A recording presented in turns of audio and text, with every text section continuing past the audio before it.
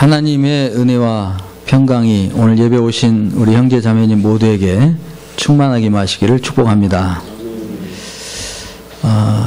여러분 위를 한번 보시죠. 이게 이 천장 말고 여러분 하늘의 문이 열렸습니다. 지금 하나님의 영이 우리 가운데 충만하게 부어지고 계시고 부고 계시고 또 우리 가운데 운행하고 계심을 저는 느낍니다. 지난주 민걸 목사님의 설교는 제가 지금까지 신앙생활하고 또 목사로서 사역자로 사역한 이래로 그와 같은 해석의 말씀을 들은 적이 없습니다. 설교를 듣는 내내 제 온몸이 절절거렸습니다. 강력한 성령의 계시가 지난주 설교를 통해 드러났습니다. 제가 왜 이 말씀을 드리는 거냐면 민걸 목사님께 제가 아부하려고 그러는 게 아니고 지금 성령께서 우리 교회 안에 엄청난 계시를 쏟아붓고 계신다는 것이에요. 설교에 더 집중해 주실 것을 부탁드립니다. 설교를 잘해서가 아닙니다. 민걸 목사님과 저는 암묵적인 약속이 있는데 설교에 독을 타지 말자. 혀를 얼얼하게 해가지고 맛을 잘 못 느끼게 하거나 또는 오히려 더 미각을 돋구는 그런 독을 타지 말자. 그리고 조미료를 타지 말자. 이런 암묵적인 약속이 있습니다. 그래서 설교할 때 예배 오신 성도님들을 감동시키려고 하는 노력을 기울이지 않습니다. 오로지 하나님께서 이 공동체 모인 사람들에게 어떤 말씀을 주기 원하시는지에만 집중하고 그 말씀이 최대한 가감 삭제 없이 전달되기만을 지금 혼신의 힘을 다하고 있습니다. 조미료 확 쳐버리고 싶습니다. 왜 그러냐면 음식점 하는 분들 들어봤더니 맛이 잘 안 나면 조미료 쳐버리면 된대요. 그냥 조미료 쳐버리고 싶은데 조미료 없이 음식을 만들려고 하니까 솔직히 말해서 죽을 맛입니다. 일주일 내내 설교 준비만 되면 죽을 맛이에요. 그렇게 설교를 준비하고 있으니까 우리 형제 자매님들도 그렇게 설교를 대해 주십시오. 목사의 설교로 대하지 마시고 성령께서 목사들을 통해 우리 공동체에 지금 무엇을 원하고 계신가, 이런 관점에서 설교를 들어주실 것을 간곡히 부탁드리는 바입니다. 할렐루야. 우리 좌우와 앞뒤로 한번 인사 나누시죠. 주의 평안을 빕니다.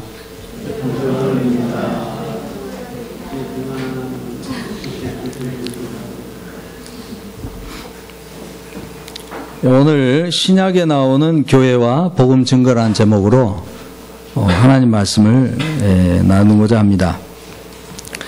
살다 보면 지칠 때가 있습니다.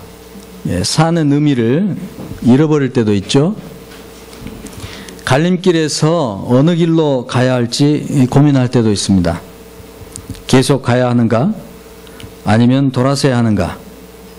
과연 내가 제대로 가고 있기는 하는 것인가? 회의감이 들 때도 있죠.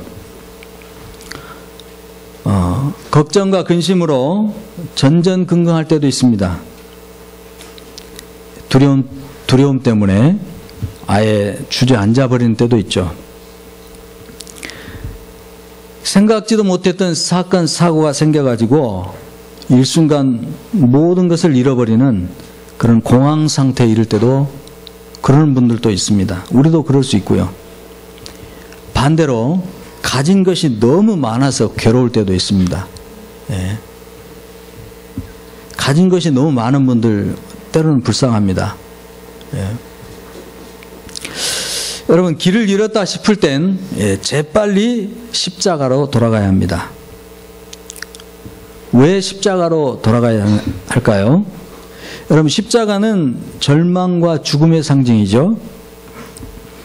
그런데 그 십자가가 절망에 주저앉고 죽음의 유혹에 빠져 들어가는 사람들에게 살아야 할 이유를 가르쳐 줍니다. 살아야 할 의미를 제시해 줍니다. 좌초된 인생에 가야 할 길을 보여주죠.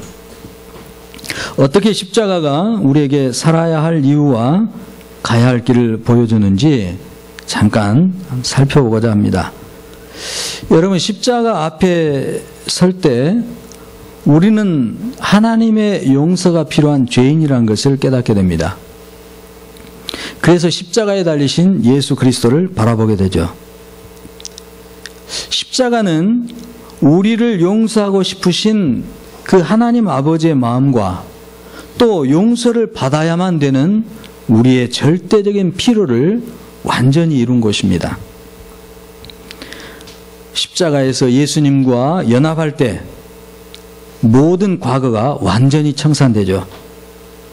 그래서 새로운 소망을 가질 수 있게 되는 겁니다. 죽는 길과 사는 길이 이어져 있는 곳, 바로 십자가입니다. 그래서 십자가는 사람들을 변하게 만들죠. 로마서 14장 7절 9절에서 바울이 이렇게 이야기합니다. 우리 중에 누구든지 자기를 위하여 사는 자가 없고 자기를 위하여 죽는 자도 없도다. 우리가 살아도 주를 위하여 살고 죽어도 주를 위하여 죽나니 그러므로 사나 죽으나 우리가 주의 것이로다. 이를 위하여 그리스도께서 죽었다가 다시 살아나셨으니 곧 죽은 자와 산 자의 주가 되게 되려 하심이라. 예수님이 죽으시고 살아나신 이유가 죽은 자의 산 자, 모든 죽은 자와 산 자의 주가 되시려고 십자가에 죽으시고 부활하셨다는 것이죠. 여러분, 이 말씀을 어느 정도까지 유지하고 계십니까? 여러분의 삶에서, 여러분의 삶의 행동, 활동, 모든 삶의 영역에서 어느 정도까지 이 말씀을 유지할 수가 있습니까? 붙들고 나가실 수가 있습니까?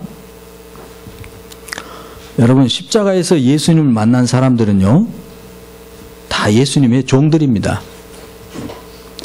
예수님께서 우리들의 주인이 되기 위해 그 고난을 받으셨다고 성경이 말씀하니까 그 말이 맞습니다. 그래서 우리는 이 말씀만 붙들어도 상당한 능력을 발휘하며 살 것입니다. 이 말씀만 붙들고 살아도 우리는 엄청난 능력의 소유자가 될 거예요. 물론 그 능력이 우리의 것은 아니지만 우리 자신과 주변에 놀라운 변화들이 일어나는 것을 보게 될 것입니다. 사랑하는 형제 자매 여러분, 십자가는 내가 누구인지 알려줍니다. 예수님이 내게 어떤 분이신지 알려줍니다. 그리고 우리가 가야 할 길을 보여주죠. 따라야 할 진리가 무엇인지를 가르쳐줍니다. 십자가 앞에 서면 누구든지 하나님께 부름받은 소명자란 사실을 알게 됩니다. 분명한 사실입니다. 십자가 앞에 한번 서보십시오. 십자가 앞에 진짜 서게 되면 그렇게 됩니다. 그러므로 십자가에서 벗어나면 정체성을 잃게 돼요. 삶의 이유와 목적을 잃게 됩니다. 인생의 가치, 하나님의 약속과 같은 것들이 희미하게 돼요. 결국 자기 소견에 좋은 대로 움직이다가 결국은 길을 잃고 마는 것입니다. 그런데 그리스도인이라 하는 사람들이 예수 그리스도를 주님이라 부르면서도 실상은 십자가에 달리신 그리스도보다는 다른 곳에서 자신의 정체성과 삶의 이유를 찾으려고 합니다. 그런 교인들과 교회가 아주 많습니다. 굉장히 안타까운 일이죠. 사랑하는 형제 자매 여러분, 십자가로 돌아가야 합니다. 거기 가야 길을 다시 찾을 수 있어요. 십자가가 열쇠입니다. 이 열쇠를 내 인생에 꽂고 돌려야 내 인생의 문이 열립니다. 십자가에 이 열쇠를 꽂고 돌려야 문이 열리고 내 인생의 길이 비로소 열리기 시작하는 거예요. 그래서 우리는 다 십자가로 돌아가십시다. 아멘. 이야기를 좀 바꿔보겠습니다. 요즘 저는 패스토럴 케어 사역을 하면서 지하철을 많이 이용합니다. 지하철역 입구에서 전도하는 분들을 가끔씩 만나게 되죠. 예수 믿으세요. 예수 믿고 천국 가세요. 예수 믿고 구원받으세요. 이 전도에는 현대 교회가 전하고 있는 복음의 핵심이 무엇인지 잘 보여주고 있습니다. 최대한 엑기스로 집약해서 주는 거죠. 복음을. 예수 믿고 천국 가세요. 예수 천국, 불신 지옥도 있습니다. 명동 거리를 조금만 거닐어도 몇 번은 만나게 됩니다. 얼마 전에 지하철에서 이런 분도 만났습니다. 예수 천국, 불신 지옥, 불교 믿으면 지옥. 지하철을 기다리고 있는 사람들 사이로 막 이렇게 다니면서 불교 믿으면 지옥, 불교 믿으면 지옥, 뭐 이렇게 다니시더라고요. 복음을 꼭 그렇게 전해야 합니까? 묻는 분들이 자주 있습니다. 또 그렇게는 못할 망정 비난하면 안 된다고 말리는 분들도 있죠. 우리 자신을 생각해 봐도 함부로 비판했다가 하나님께 혼날 것 같아서 뭐라 말도 못하겠고, 또 아무리 생각해도 그건 아닌 것 같기도 하고, 대략 난감이죠. 거기다 안티들이 개거품 물고 달려들면 괜히 창피하기도 합니다. 그분들이 원망스럽게 느껴지기도 하고, 나는 그리스도인이 아닌 채 옷깃 세우고 그냥 재빨리 그 자리 피하고 싶어집니다. 어떻게 해야 할까요? 오늘은 이 문제 그냥 지나치지 말고 답을 얻고 지나가기로 합시다. 이 문제를 해결할 방법은 신약 성경에 나온 교회들이 어떻게 어떤 복음을 증거했는지 살펴보는 것입니다. 자기 생각 말하면 싸움만 일어나죠. 성경에서 나온 교회들은 어떤 방식으로 또 어떤 복음을 전했는지 한번 살펴보는 것입니다. 먼저 신약 성경을 보니까 예수 믿고 천국 가세요 식의 복음 증거한 예가 없습니다. 예수 믿고 구원받으세요 식의 전도는 사도행전 16장 31절에 3번 나옵니다. 바울과 실라가 빌립보에서 전도하다 옥에 갇힌 사건 있지 않습니까?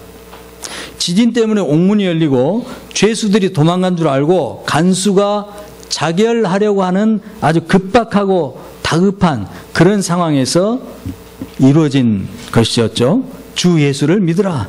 그리하면 너와 네 집이 구원을 받으리라. 그런데 여러분, 이 경우에도 이미 이 간수는, 이 복음을 들은 간수는 바울 일행이 감옥에 갇히게 된 배경을 어느 정도 이미 알고 있는 상태입니다. 또 바울과 실라의 찬양과 함께 지진이 벌어지는 상황도 이미 인지된 상태였죠. 그러니까 예수 믿고 구원받으라는 이 전도, 이 권면은 복음 증거의 거의 마지막 단계에서 나왔다고 봐야 할 것입니다. 그러면 예수 믿고 구원받으세요, 예수 믿고 천국 가세요, 이런 식으로 복음을 전도한 예가 성경에 없다는 이야기가 되겠죠. 그러면 신약 성경에 나오는 교회들은 어떤 식으로 복음을 전했을까요? 초기 교회, 신약에 나온 교회들이 증거한 전도 내용은 이런 것이었습니다. 형제 자매 여러분, 예수님께서 십자가에서 죽으시고 부활하셨습니다. 그분이 구원주 바로 그리스도이시기 때문인 것입니다. 예수님이 십자가에 죽으시고 부활하심으로써 하나님의 나라가 우리 가운데 왔습니다. 할렐루야. 이렇게 복음을 전했어요. 이거나 저거나 같은 것 아니냐고요? 여러분, 같지 않습니다. 백지장 한 장 차이처럼 거의 같게 보이지만 아주 다른 결과를 가져옵니다. 먼저 예수 믿고 천국 가세요, 예수 믿고 구원받으세요, 이렇게 하는 전도는 던져주는 복음입니다.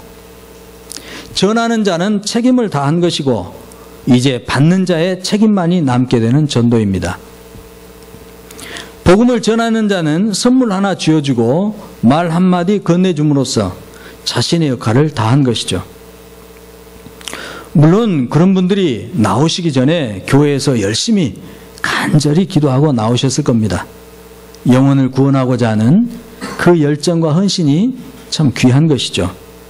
그러나 결과적으로 보면 이런 전도 방식에서는 전도를 받은 사람이 그렇게 할 것인가 말 것인가 하는 전도를 받는 사람의 선택만이 남게 돼요.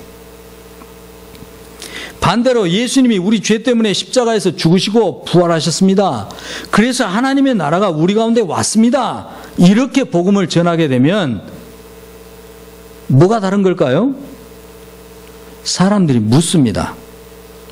혹 말로는 묻지 않을지라도 속으로 묻습니다. 하나님의 나라가 왔다고? 이 산은 꼬락서니가 이런데 하나님 나라가 왔다고? 이 세상이 여지경인데 하나님 나라가 왔단 말이야? 어디? 어디 좀 보자. 이렇게 묻게 됩니다. 그러면 복음을 전한 교회와 그리스도인들은 사람들에게 하나님의 나라가 왔다는 것을 보여주어야 할 책임을 느끼게 됩니다. 말로만 할 수 없게 된단 말이죠. 예수님이 우리 죄 때문에 십자가에 죽으시고 죽으실 뿐만 아니라 다시 부활하셨기 때문에 하나님의 나라가 왔다면, 교회가 전한 복음이 그것이라면 교회는, 그리고 교회의 머리가 되신 예수님과 교회에 강림하신 성령님과 예수님과 성령님을 보내신 성부 하나님은 전도를 받는 사람들에게 그것이 사실이라는 것을 보여줘야 한다는 것입니다. 그래서 마가복음 16장 20절에서 제자들이 나가 두루 전파할세 주께서 함께 역사하사 그 따르는 표적으로 말씀을 확실히 증언하시니라, 이렇게 되어 있는 것입니다.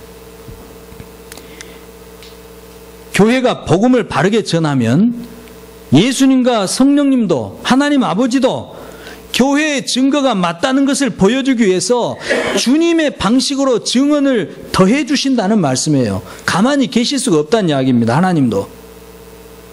하나님도 복음 증거의 책임을 감당하시겠다는 말씀이에요. 하나님만이 하실 수 있는 일들이 전도하는 자리에 나타난다는 것이죠.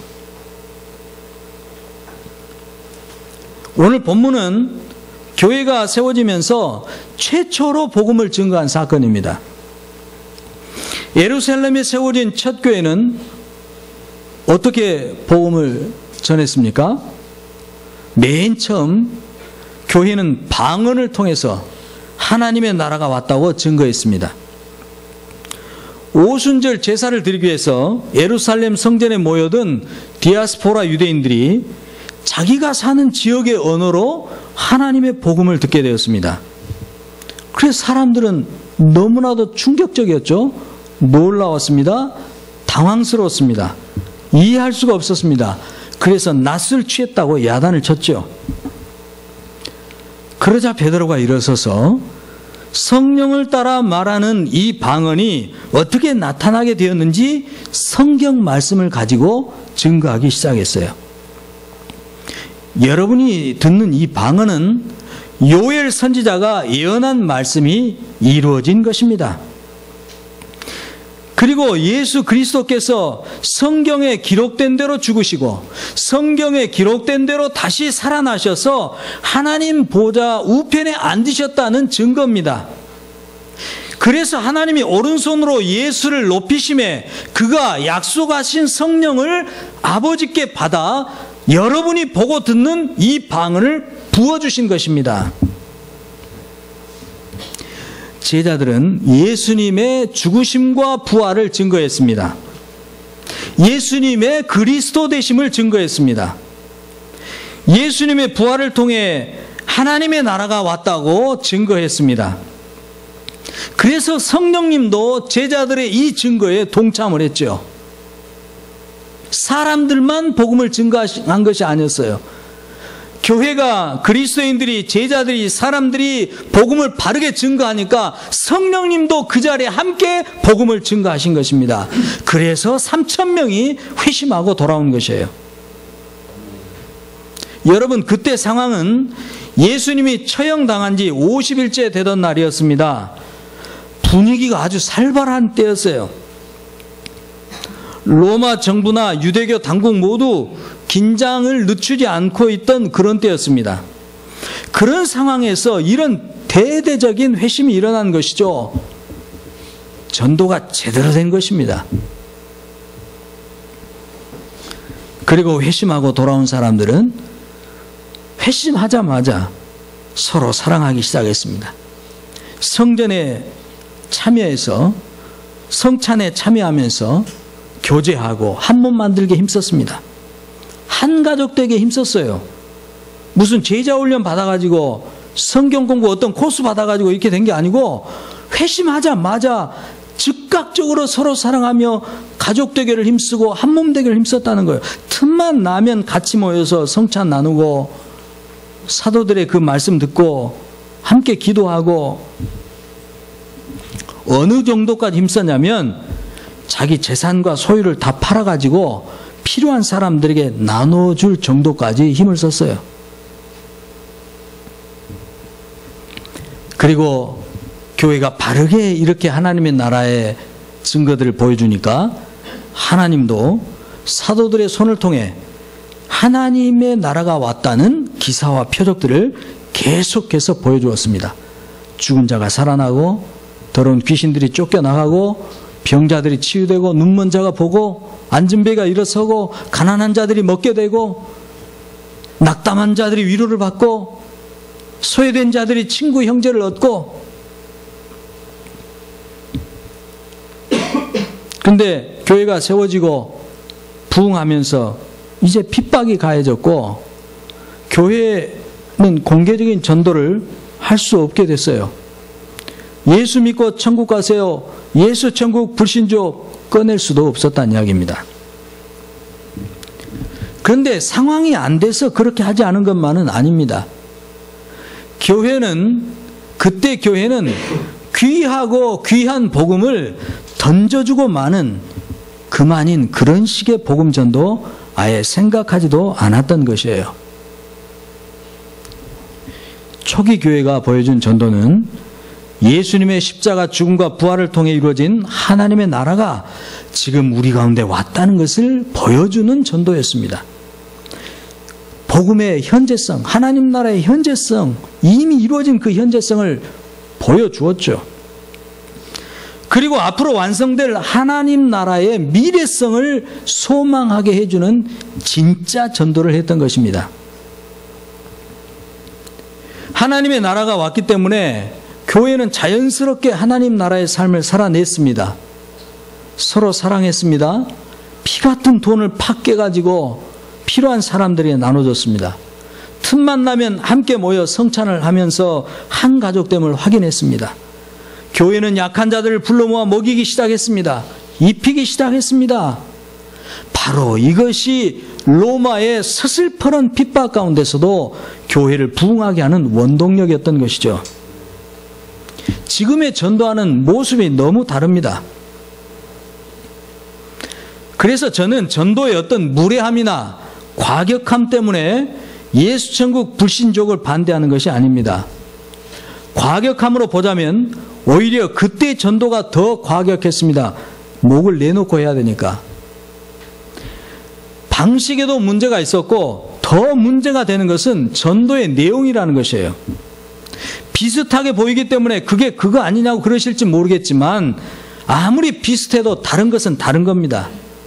666이 777에 가장 근접해 있지만 777이 하나님의 완전 수인 반면에 666이야말로 짐승의 수요 사탄의 숫자인 것입니다. 예수 믿고 천국 가면 모든 것이 끝이라는 식의 전도 내용은 바람직하지 않습니다. 세상을 섬기라고 교회를 세웠는데 세상을 등한시하게 만듭니다. 세상에 임금된 사탄을 깨부셔서 그 안에 갇힌 사람들을 건져내라고 교회를 세웠는데 오히려 모른 채 하게 만들고 무책임하게 만듭니다. 예수님은 죽음을 이기셨는데 교회는 죽어도 천국만 가면 된다는 그런 식으로 복음을 전함으로써 마치 죽음에게 진 것처럼 행동하게 만듭니다. 그래서 그 전도가 잘못된 것이란 거예요. 조금 더 멀리 우리 한번 가봅시다. 우리는 아브라함을 믿음의 조상이라고 부릅니다. 성경이 그렇게 말씀하고 있죠. 다시 한번 말씀드립니다. 여러분 지금 딱딱한 설교가 나가고 있으니까 집중해서 좀 들으시기 바랍니다. 좀 더 딱딱해져요. 아브라함은요 아주 옛날 사람입니다. 예수님 오시기 2000년 전 사람이죠. 히브리서 11장을 우리는 믿음장 그렇게 부릅니다. 거기에 아브라함을 비롯해서 많은 믿음의 영웅들의 그 믿음이 소개되어 있죠. 우리 히브리서 11장 한번 같이 보십시다. 신약성경 365쪽입니다. 8절부터 11장 8절부터 16절까지 제가 혼자 읽겠습니다. 믿음으로 아브라함은 부르심을 받았을 때 순종하여 장래 유업으로 받을 땅에 나아갈새 갈 바를 알지 못하고 나아갔으며 믿음으로 그가 이방의 땅에 있는 것 같이 약속의 땅에 거류하여 동일한 약속을 유업으로 함께 받은 이삭 및 야곱과 더불어 장막에 거하였으니 이는 그가 하나님이 계획하시고 지으실 터가 있는 성을 받았음이라. 믿음으로 사라 자신도 나이가 많아 단산하였으나 잉태할 수 있는 힘을 얻었으니 이는 약속하신 이를 미쁘신 줄 알았습니다. 이러므로 죽은 자와 같은 한 사람으로 말미암아 하늘의 허다한 별과 또 해변의 무수한 모래와 같이 많은 후손이 생육하였느니라. 이 사람들은 다 믿음을 따라 죽었으며 약속을 받지 못하였으되 그것들을 멀리서 보고 환영하며 또 땅에서는 외국인과 나그네임을 증언하였으니 그들이 이같이 말하는 것은 자기들이 본향 찾는 자임을 나타냄이라. 그들이 나온 바 본향을 생각하였더라면 돌아갈 기회가 있었으려니와 그들이 이제는 더 나은 본향을 사모하니 곧 하늘에 있는 것이라. 이러므로 하나님이 그들의 하나님이라 일컬음 받으심을 부끄러워하지 아니하시고 그들을 위하여 한 성을 예비하셨느니라. 13절에 나온 약속, 이 약속은 가나안 땅의 소유에 대한 약속이죠. 가나안 땅을 주겠다. 그리고 대민족 큰 족속을 이루겠다. 그리고 아브라함을 통해서 그 후손들을 통해서 이방이 복을 받게 하겠다. 뭐 이런 약속이죠. 아브라함은 하나님이 주신 이 약속에 대한 믿음을 따라 살았습니다. 그런데 오늘 본문 보니까, 이 성경 말씀 보니까 그 약속을 받지 못하고 죽었다고 되어 있죠. 그런데 약속을 받지 못하고 죽게 되었지만 그렇다고 해서 이 믿음의 사람들이 하나님의 약속을 의심하지 않았다는 것입니다. 아브라함은 믿음 안에서 하나님의 이 모든 약속이 성취된 것을 이미 보았습니다. 여러분 지금 굉장히 중요한 말씀입니다. 그리고 하나님이 그들에게 하셨던 말씀을 약속을 이루실 것을 확고하게 믿었습니다. 그러니까 아브라함을 비롯해서 이 믿음의 족장들은 아직 보지 못하는 사건들, 자기들이 아직 받지 못했던 약속, 그 보지 못했던 그 사건들이 확실히 일어난 것으로, 미래에 있을 일이지만 약속 안에서 이미 일어난 것으로 볼 수 있었던 것이죠. 그것이 믿음의 비밀입니다.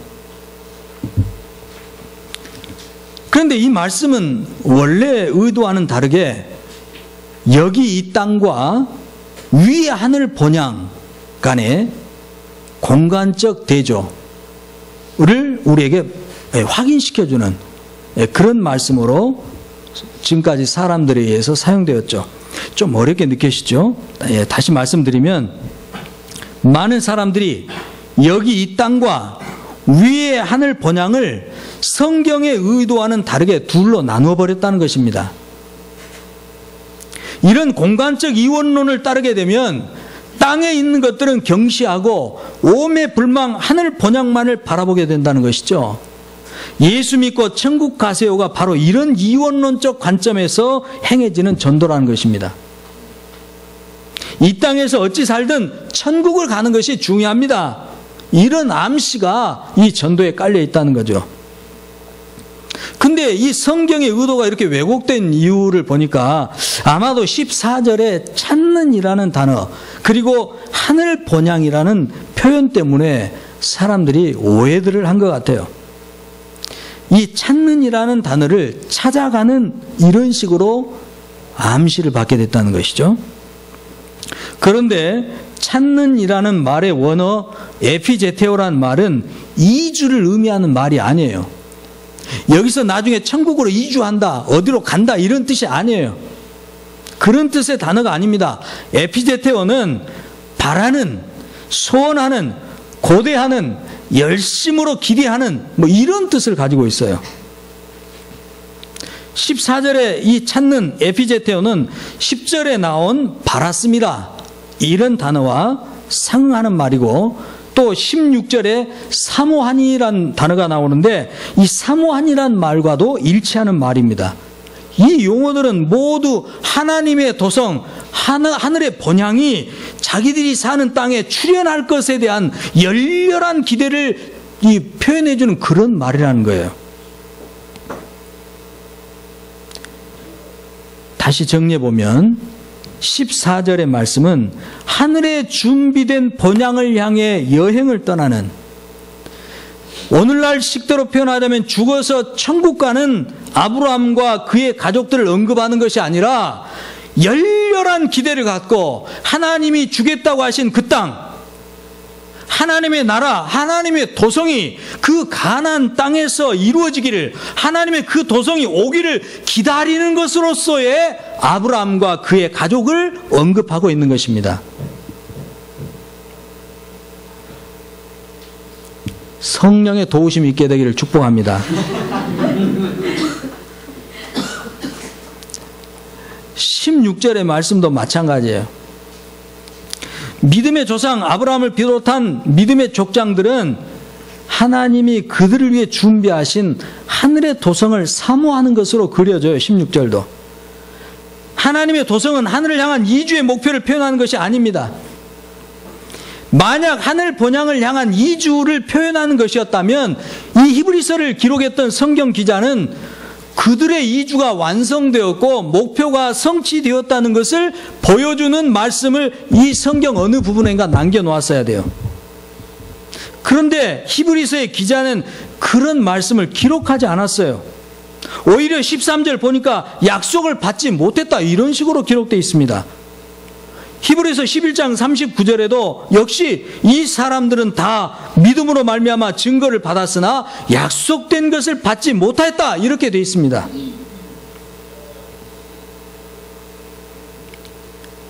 그럼 아브라함과 그 믿음의 족장들이 믿음으로 성취될 것을 보았던, 이미 믿음 안에서 성취되었다고 보았던 그 하나님의 도성, 하늘의 본향은 무엇일까요? 그것은 예수 그리스도를 통한 구속의 완성입니다. 그리고 예수님의 구속과 동시에 실제적으로 나타나게 될 하나님의 나라인 것이었습니다. 히브리서 13장 14절을 보면 우리가 여기에는 영구한 도성이 없으므로 장차 올 것을 찾나니 이렇게 되어 있죠. 13장 히브리서 13장 14절을 보면 우리가 여기에는 영구한 도성이 없으므로 장차 올 것을 찾느니라고 되어 있죠. 다시 찾나니라는 그 에피제테오가 다시 사용되고 있습니다. 그러니까 아브라함을 비롯한 이 족장들은 약속된 도성이 나타나기 전에 죽었을지라도 하나님의 도성이 이 땅에 올 것에 대해 흔들림 없는 믿음을 갖고 있었다는 것이고, 이 말씀 보니까 못 받았다는 거예요. 받지 못했다는 거예요. 무슨 말씀이냐? 아브라함 죽었잖아요. 족장들 죽었잖아요. 죽어서 천국 갔으면 끝난 거 아닙니까? 만약 그것이 제대로 된 것이었다면. 그러면 성경은 이렇게 기록돼야 되는, 아브라함이 죽어서 천국 감으로 다 약속을 받았단다, 이렇게 돼야 된다는 것이죠. 그런데 예수 믿고 천국 가는 것이 우리 신앙의 최종 목표가 아니기 때문에, 아브라함의 믿음의 목표가 아니었기 때문에 죽었지만 못 받았다고 말하는 것입니다. 아직 못 받았다고 말하는 거예요. 그러니까 예수 믿고 천국 가세요 이런 식으로 복음 전하면 안 된다는 것입니다. 나쁜 것은 아니지만 잘못된 신앙을 심어주게 된다는 거예요. 사실 나쁩니다. 이런 아브라함과 믿음의 족장들을 향하여서 하나님이 이들의 하나님이라는 것을 부끄러워하지 않으신다는 거예요. 아브라함과 이 믿음의 족장들의 믿음으로 하나님 너무너무 기뻐하셨다는 이야기예요. 그래서 하나님이 그들의 하나님이라는 것을 인정하신, 내가 이들의 하나님이다 자랑스럽게, 그것은 그들을 위해서 행하시겠다는 거예요.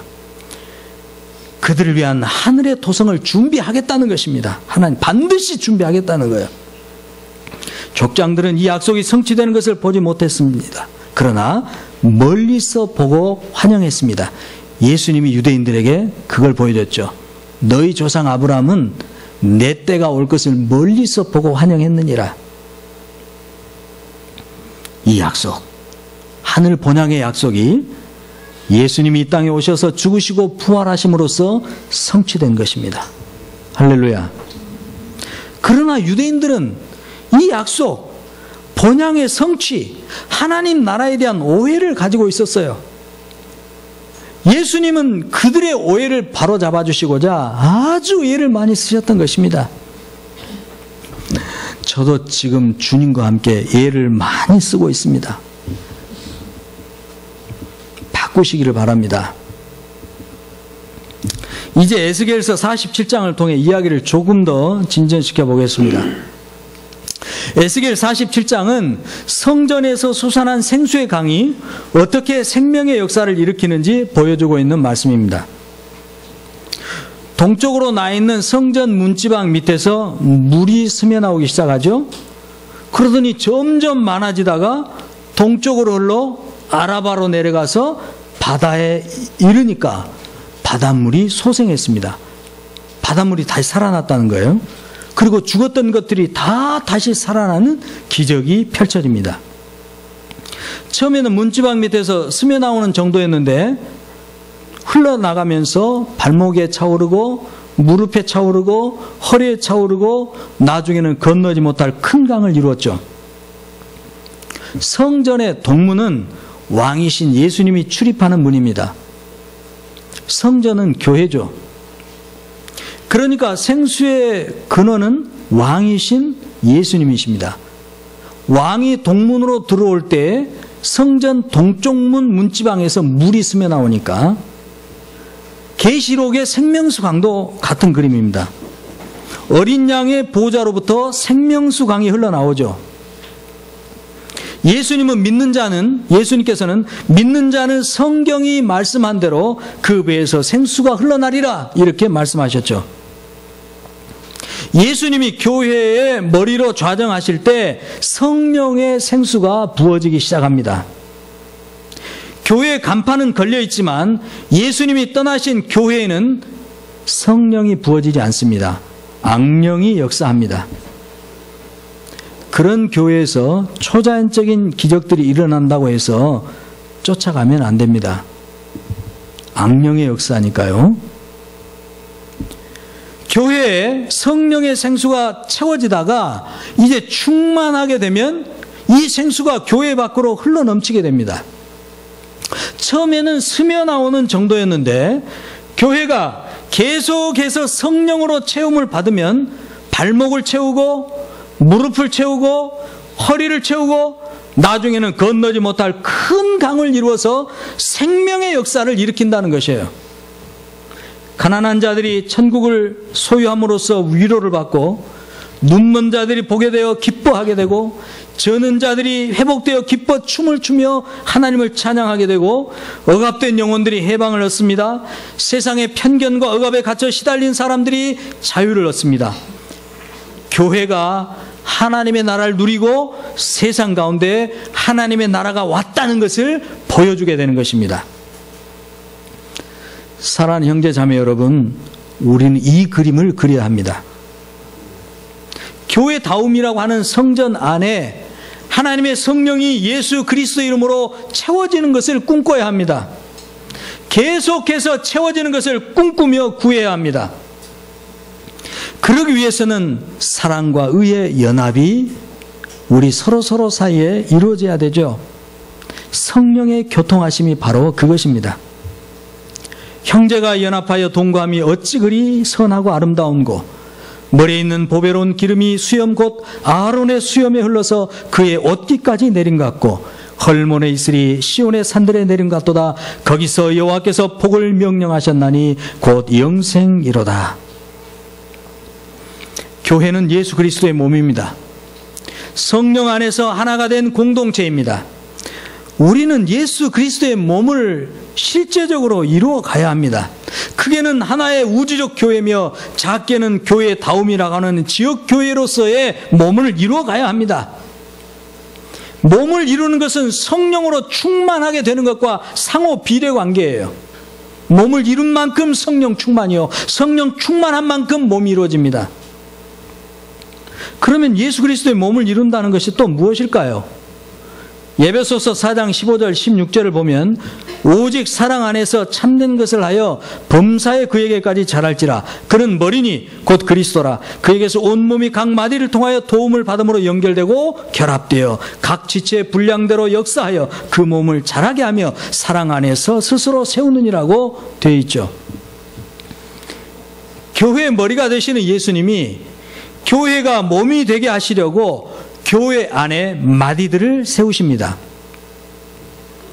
그리고 교회 공동체에 소속된 모든 성도 개개인은 이 마디들의 도움으로 서로 연결되고 결합되는 것입니다. 그렇게 해서 몸이 되어갑니다. 마디가 무엇입니까? 목사들, 사역자들, 평신도 지도자들, 평신도 지도자는 아니어도 무명의 그리스도인이라 할지라도 공동체 안에서 그 누군가를 돕는 사람들은 다 마디들입니다. 관절이나 힘줄, 인대 같은 존재죠. 그래서 교회는 반드시 마디가 있어야 합니다. 마디가 없으면 몸을 이룰 수가 없습니다. 연결되고 결합될 수가 없기 때문에 그런 거죠. 연결된다는 말은 휘나르몰로게오란 말인데요, 함께 짜맞추다, 함께 밀접하게 결합하다, 이런 뜻이에요. 그리고 결합된다는 것은 쉰비바조란 말인데 연합하다, 또 결정적으로 증명하다, 지시하다, 이런 뜻을 가지고 있습니다. 그러니까 연결되고 결합된다는 말은 대뇌의 명령대로 모든 마디와 부위가 정확하게 움직여지듯, 그리고 온몸은 빈틈없이 연결된 근육과 혈관과 신경망을 통해 온전한 운동체가 되듯이 교회도 말씀이라는 대뇌 작용이 시작되면 사역자들과 성도들이 근육 운동을 하기도 하고 혈액처럼 움직이기도 하고 신경계처럼 정확하게 반응함으로써 하나님의 뜻이 하늘에서 이룬 것처럼 교회를 통해서 이 세상에 이루어지게 하는 것이라는 것입니다. 이렇게 될 때 교회는 그의 몸이니 만물 안에서 만물을 충만하게 하시는 하나님의 충만이란 말씀이 이루어지는 것입니다. 내리셨던 그가 곧 모든 하늘 위에 오르신 자니 이는 만물을 충만하게 하게 하려 하심이라. 예수님이 육신으로 땅에 오시고 부활 승천하신 목적, 그것은 만물을 충만하게 하는 것이지 우리를 천국 가게 하는 것이 아니라는 것이에요. 이 말씀이 비로소 교회를 통해 성취되기 시작하는 거예요. 교회가 이렇게 될 때. 그러므로 교회에 마디된 사람들은 예수님 안에서, 성령님 안에서 성도들을 서로 연결시키고 결합시키기 위해서 최선을 다해야 하는 것입니다. 성도들도 마디들을 따라 한 몸 이루기 위해 최선을 다해야 한다는 것입니다. 어떻게 하는지 물어보고 가르쳐주고 도와달라고 요청하고 도와주고 같이 행할 수 있도록 서로 도와주는 것입니다. 무관심과 이기심의 적군을 쓰러뜨려야 하는 것이에요. 교회 안의 각 지체는 한 성령님을 따르는 연결과 결합의 체제에 다 편입되어야 합니다. 팀워크와 소통을 이루어야 합니다. 사역자들 간의 소통과 팀워크가 제대로 기능해야 성도들과의 연락과 결합도 정상적으로 가동됩니다. 그렇게 되어야 비로소 성도들 간의 횡적 관계가 제대로 가동되고 그때 성령께서 교회 전체를 움직여가는 그런 상태가 된다는 것이죠. 그러면 에베소서 오늘 4장 16절의 말씀처럼 그렇게 되면 모든 성도가 각자가 알아서 자기 분량에 맞게, 자기 지금 믿음의 분량에 맞게, 은사에 맞게, 역할에 맞게 누가 말하지 않아도 각자가 알아서 스스로 각자 자기 분량에 맞게 움직이기 시작하게 됩니다. 지금 움직이지 않죠. 몸이 안 됐다는 이야기입니다. 성령이 일하실 수가 없는 상태란 이야기예요. 아직 교회 나옴이. 그러면 최종적으로 사랑 안에서 스스로 세워가는 일, 놀라운 부흥이요. 사람이 일으키려고 하는 부흥 말고 우리도 어떻게 하다 보니까 우리는 그냥 사랑하는 것밖에 없는데, 기쁘고 즐겁게 깔깔거리면서 그냥 간 것밖에 없는데, 교회 안에 놀라운 일들이 벌어지기 시작하고 그때부터 교회담을 통해서 한국교회 놀라운 일들이 막 퍼져가기 시작하고 예상하지 않았던 일들이 막 벌어지기 시작하고 신이 나는 것입니다. 하나님의 나라를 우리도 보게 되니까 보고 싶지 않습니까? 사랑하는 형제자매 여러분, 매일매일 십자가 앞에 섭시다. 하나님의 나라가 우리 가운데 이루어지기를 기도합시다.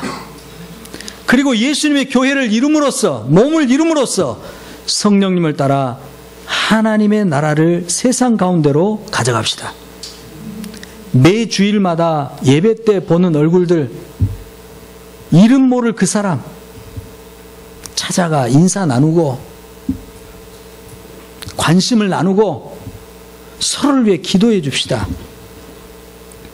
필요하다면, 마음에 감동이 온다면 의무를 초과한 섬김으로 서로의 필요도 채워줄 수 있어야 합니다. 먼저 우리 안에서, 우리 교회담 이 식구들 안에서 사랑의 물결이 차올라야 돼요. 먼저 우리 안에 하나님의 나라가 확실히 보여야 합니다. 아무리 말로 외치는데 하나님의 나라가 안 보이면 이 예배에 모인 우리조차도 믿지 않는다는 거예요. 행동합시다. 매일의 행동이 우리의 신앙을 보여줄 것입니다. 말씀 붙들고 한번 같이 기도하죠.